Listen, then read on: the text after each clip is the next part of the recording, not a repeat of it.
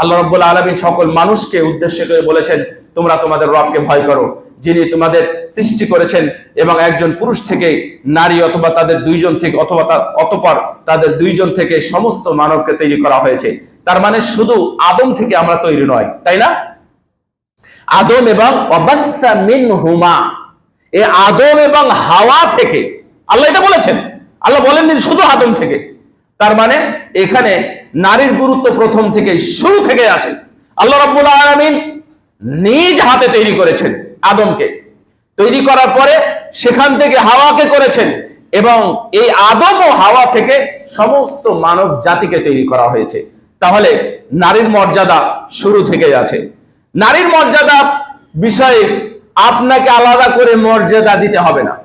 শোনেন, মর্যাদা আল্লাহর পক্ষ থেকে আসে, মর্যাদা আল্লাহর পক্ষ থেকে আসে।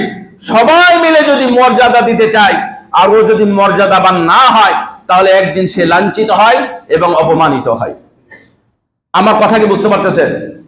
ধরে নেন একটা মর্যাদা নাই, এই মিথ্যা মর্যাদা যদি আমরা প্রশংসা করি, বারবার বলি, গৈবলসীয় কায়দায়, মানে ওই যে কি নাম, হিটলার না, হিটলারের যে তথ্যমন্ত্রী ছিল গোয়েবলস, এই লোক মিথ্যাকে সত্য বানানোর জন্য অনেক কিছু করেছে, কিন্তু সেটা বাস্তবায়ন হয় নাই। আমরা আগের যুগেও সরকারের মহোদয়দের সরকারের মধ্যে থেকে দেখেছি, যেটা হয় নাই সেটা বারবার প্রচার করি, সত্যকে মিথ্যা এবং মিথ্যাকে সত্য সত্য করার, বাস্তবায়ন করার অনেক প্রচেষ্টা, প্ররোচনা এবং প্রচারণা, প্রসার চালানো হয়েছে, কিন্তু একদিন সত্যটা মানুষ জানতে পেরেছে। 5ই মের হত্যাকাণ্ড সম্পর্কে মানুষ যেমন জানে, বিডিআর হত্যাকাণ্ড সম্পর্কেও মানুষ যেমন জানে, যতই প্রচার করুক, প্রসার করুক, সত্যটাকে একদিন বেরিয়ে এসেছে এবং আসবেও।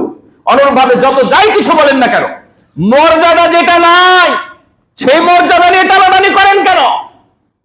নারীর মর্যাদা ইসলাম দিয়েছে, সেটা আপনারা গ্রহণ করেন। কাপড় চোপড় খুলে মহিলারা রাস্তায় নেমে মর্যাদা দাবি আদায় করবে, এই মর্যাদা আল্লাহ রাব্বুল আলামিন দেন না, ইসলাম দেন না। কারণ ইসলাম বলেছে তুমি ঘরের মধ্যে থাকো, তাহলে তোমাকে মর্যাদা দেওয়া হবে। এটা আমরা যত দ্রুত বুঝবো ততই ভালো। আজকে আমরা রাস্তায় শুধু ওখানে গিয়ে দাঁড়াবেন, মেয়েদের একটা প্রবণতা খুব বেড়ে গেছে। আমাদেরই সন্তান, এই মুসল্লিদেরই সন্তান, শুধুমাত্র নিচে একটা কাপড় পরেছে, উপরে একটা গেঞ্জি পরেছে। আস্তাগফিরুল্লাহ, আমরা 2 বছর আগেও এই জিনিসটা দেখি নাই। 5 বছর আগে আপনি খুঁজেও পাবেন না। আর এখন রাস্তায় দাঁড়ালে 10টা মেয়ের মধ্যে অন্তত 3টা 4টা মেয়ে দেখবেন শুধু গেঞ্জি পরে রাস্তায় ঘোরাঘুরি করতেছে, শুধু শার্ট পরেছে। এটা কি মর্যাদা?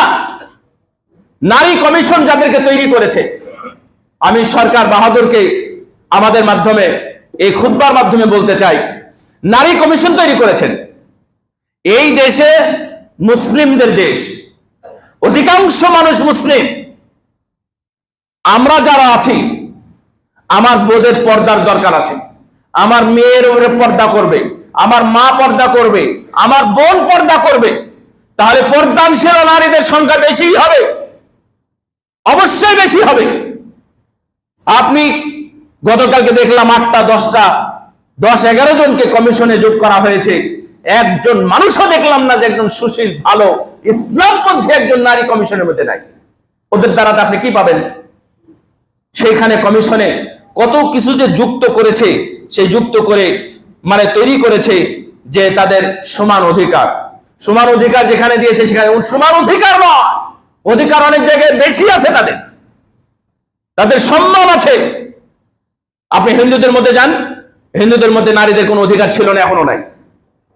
খ্রিস্টানদের মধ্যে যান, তাদের মর্যাদা ছিল না, এখনো নাই। ইহুদিদের অবস্থা এটা আমরা আগে জানি, যারা হাদিস পড়েছে তারা আগে জানে। ইহুদি নাসারাদের মধ্যে নারীদের মর্যাদা নাই। আমাদের নারীদের অন্যতম একটা অংশ হলো, অবিচ্ছেদ্য অংশ, তাহলে তারা ঋতুবর্তী হয়। মাসে 3 দিন 5 দিন 7 দিন 8 দিন 10 দিন পর্যন্ত তারা হাইজ অবস্থায় থাকে। এই যে হাইজ অবস্থায়, এই ঋতুবর্তী অবস্থায় তাদেরকে মূল্যায়ন করা হয় না। যখন স্বামী মারা যায় তাদেরকে সহ মেরে ফেলা হতো। এই নারীদেরকে হিন্দু ধর্মে ইসলাম এসে সবগুলোকে মূল্যায়ন করেছে, নারীদের মর্যাদা দিয়েছে। আগে সেই যেই নারীদেরকে মানে একাধিকভাবে বিবাহ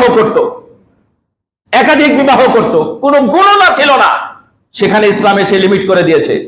যার ইচ্ছা, আপনার কাছে আপনার সাথে আমার বন্ধুত্ব, তো বন্ধুত্বের খাতিরে একজন স্ত্রীকে তাকে গিফট করে দিল, কোনো কথা নাই।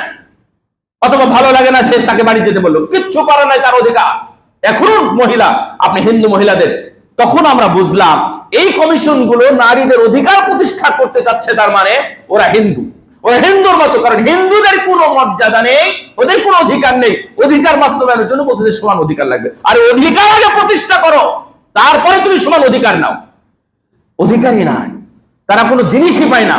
তারা ওয়ারিসি সম্পত্তি পায় হিন্দুরা, তাদের ওয়ারিসি সম্পত্তি নাই, বিয়ে পর্যন্ত শেষ। বিয়ের সময় একটা ভর্তি করে কিছু মাটি কাটি ইত্যাদি দিয়ে দিল, বাস এটাই হইলো তাদের অধিকার। আর ইসলাম মর্যাদা দিয়েছে। ইসলাম বিয়ের সময় তাদের মোহরের ব্যবস্থা করেছে ইত্যাদি। ওয়াইদাল মাউউদাতু সুইলাত, নারীর মর্যাদা। রাসূলুল্লাহ সাল্লাল্লাহু আলাইহি ওয়াসাল্লাম নারীদের ব্যাপারে নারীদের মহব্বত করতেন। রাসূলুল্লাহ সাল্লাল্লাহু আলাইহি ওয়াসাল্লাম এই যে খুতবায় বাচ্চা কোলে নিয়ে খুতবা দিতেন, এরকম হাদিস শুনছেন না আপনারা? গল্প শুনেছেন? এটা কে জানেন? এটা রাসূলুল্লাহ সাল্লাল্লাহু আলাইহি ওয়াসাল্লামের মেয়ের মেয়ে, জাইনাবের মেয়ে। এর নাম কি? কে জানে? উমামা বিনতে জাইনাব, তার মানে উমামা আবুল আস, যাকে ওরা মারতে চেয়েছিল। জাইনাব রাসূলুল্লাহ সাল্লাল্লাহু আলাইহি ওয়াসাল্লামের বড় মেয়ে, তার সন্তান হলো উমামা। রাসূলুল্লাহ সাল্লাল্লাহু আলাইহি ওয়াসাল্লাম উমামাকে কোলে নিয়ে খুতবা দিয়েছেন। যখন সেজদা দিতেন তখন মানে একবারে কোলের উপর উঠতেন এবং মাথার উপর উঠতেন, সেজদা বসেই থাকতেন রাসূলুল্লাহ সাল্লাল্লাহু আলাইহি ওয়াসাল্লাম এই উমামার জন্য। যাই হোক, ইসলাম অনেক মর্যাদা দিয়েছে, এই মর্যাদাটা নিয়ে আসুন। আগে কোরআনের সাথে মিলান, অধিকারগুলো মিলান। এখানে ট্রান্সজেন্ডার, তারপরে সমকামী, তারপরে উভকামী, ট্রান্সজেন্ডার ইত্যাদিগুলো যুক্ত করেছে এগুলো। এবং সবচেয়ে খারাপ বিষয় হলো তারা একটা জিনিস বলেছে যে পতিতালয়ে যারা আছে এদের একটা অধিকার আছে। এগুলোকে নির্মূল করা আন্তর্জাতিকভাবে এটা উচিত নয়, ঠিক নয়। তাহলে এই কমিশন কি আপনার কাছে মুসলিম কমিশন মনে হয়? এটা কিভাবে যুক্ত করলো? সম্ভবত 18 না 28 অনুচ্ছেদে এটা যুক্ত করেছে। এটা তাদের কথা হলো যুক্ত। এবং তারা মনে করছে, ওখানে উল্লেখ করা আছে, আমি মোটামুটি পড়েছি, একদিন পড়ে অত কিছু বোঝা যায় না, আমি পড়েছি পুরোটাই। তো ওখানে তারা একটা জিনিস বলেছে যে ধর্মের সাথে নারীদের একটা সমস্যা আছে, এই জন্য নারীকে মর্যাদা দিতে গিয়ে ধর্মকে মূল্যায়ন করা যাবে না। নাউযুবিল্লাহি মিন যালিক। যে ইসলাম নারীদের মর্যাদা দিল দুনিয়াতে, এখন পর্যন্ত কোনো ধর্মে নাই, আর তুমি সেখান থেকে ধর্মকে বিলুপ্ত করতে চাচ্ছ, এই কমিশন চলবে না। এবং এদের সংস্কার কমিশনও ইনশাআল্লাহ বাংলার পক্ষে কোনোদিন বাস্তবায়নও হবে না। এবং যদি বাস্তবায়ন হয় তাহলে দেখবেন যুদ্ধ আরেকটা হবে, অবশ্যই যুদ্ধ হবে, পুরোটাই বিরোধী। একবার নাস্তিকতা, কোনো ধর্ম, হিন্দু ধর্মের পক্ষ থেকে এটা করা হয় না, এটা হিন্দুদেরও কথা নয়, কেউ চাই না। এইভাবে কমিশন যুক্ত করেছে। আল্লাহ রাব্বুল আলামিন যেন আমাদের সহ আমাদের মা বোনদেরকে হেফাজত করেন, আমরা যেন পরিপূর্ণ ইসলামী মর্যাদা, সবাই মর্যাদা, ও প্রথমে যেটা বলছিলাম, মর্যাদা কেউ এখানে এসে আপনাকে ব্যাগে করে দিয়ে যাবে না। মর্যাদার অধিকারী হতে হয়, মর্যাদার অধিকারী হতে হয়।